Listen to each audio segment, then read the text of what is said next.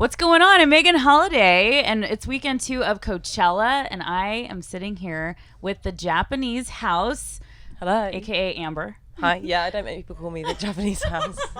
But I could. You could if you really wanted to. So tell me about weekend 1 performing. It was a technical issue situation. There was just like a lot of stuff going on, but I think in a way it kind of worked in our favor because we managed to like get the crowd on board on our little journey. And by the end I could actually hear my vocals, so that was great. Oh my God. It's like the worst thing that could possibly happen. And then once you get that out of the way, you're like, well, you know, nothing worse can go wrong. I mean, everyone, it's like a 15-minute changeover, so everyone, I actually don't really understand how people do it. I don't understand how it ever goes right, but it's not anyone's fault. It's just like sometimes that kind of stuff happens, but we actually I feel like we kind of smashed it regardless. Yeah, so it was I'm okay sure in the you end. did. So are you excited for this weekend? Yeah, we did a sound check. Everything's sounding good.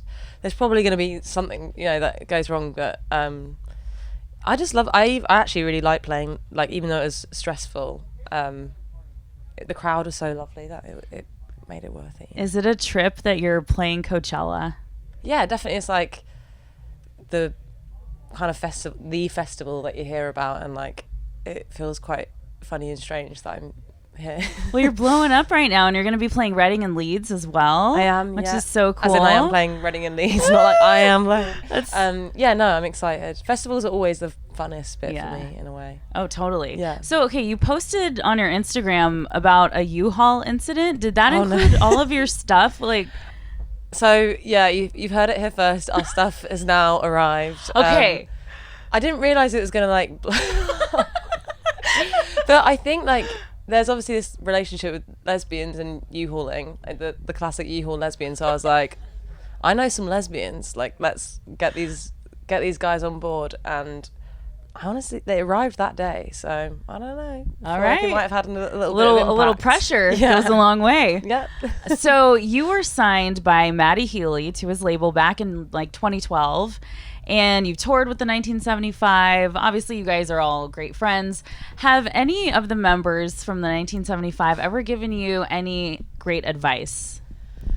I mean, we've all known each other for so long that it's actually hard to like single out like a single thing. I think we probably both all give each other advice, and I mean, I can't actually think of one specific thing, but George is always giving me good production advice. Let me think of something. Like, he has a good line about like egos in the room, and like as soon as you let go of that, then you just do what's best for the song. And I always think about that. I love that. But yeah, we've known each other so long. Yeah. Well, you can apply that to life too. You know, just like setting your ego aside, like letting things be. That's awesome. So your dad is a musician. Well, yeah, right? he's like an inventor, I guess. He's like what? He's like a stereotypical mad inventor, like sweet eccentric man with lots of stuff everywhere in his house. And he also is a really talented musician. He's kind of how I got into music in the first place. Yeah, so he's super supportive of you, and he must be so excited that you're playing Coachella. Will he be going to see you at Reading and Leeds or anything? I don't know about Reading and Leeds, but both my parents are really supportive, and they come to like a lot of the shows. But I don't know if I can drag them out to Reading and Leeds. But yeah, I know, right? Maybe because also he has my little sister's. She's 10 or 11 now. She just had a birthday. Oh god, she's like 11. And so I don't know how she'd deal with Reading and Leeds. Yeah. So. But they're super supportive, and they just watch they just see it all online. I think they have like the Google alerts thing. They know more about me than I know about me. So. Like, oh, this article came out. This they're video. like, oh, so you felt like this about this. And I'm like, how did you even know that? Oh my God. Well, that's incredible that you have so much support around you. And when you first came onto the scene, you were really anonymous. So, you know, people didn't know who you were. There was like, you know, talk about what gender is this artist? Like, who is this? Did you enjoy having that anonymity? I mean, I still feel like, including myself, people are still like, what gender is this artist? Like on comment, I always see that on comments, and I feel like Does it matter, Yeah, right? I mean, to be honest, it wasn't like purposeful. I just didn't really like having my photo taken. So I just didn't have press shots, and then managed to spin it in this way, like, oh, like spooky, mysterious, but actually it was just kind of like, I only really cared about music. I didn't want to do any of the other stuff. So I did that. And then, yeah, I mean, it's very, it's interesting. I wonder I wonder the difference in my career had people known I was like a girl at the beginning, because it's kind of like a blessing to not have like, especially if you're a woman in music, to not have like gender shape people's opinion of you at first, and only have your music shape people's opinion. And I think that's really rare, because I do think that one of the reasons I'm called the Japanese House and not my own name is I was like, I don't want to use my own name, because I don't want people to like think I'm just like, at the time, this is like pre Phoebe Bridgers and like but people used to be like, oh, another girl with an acoustic guitar, and I was like, oh, I just don't want to be perceived as that.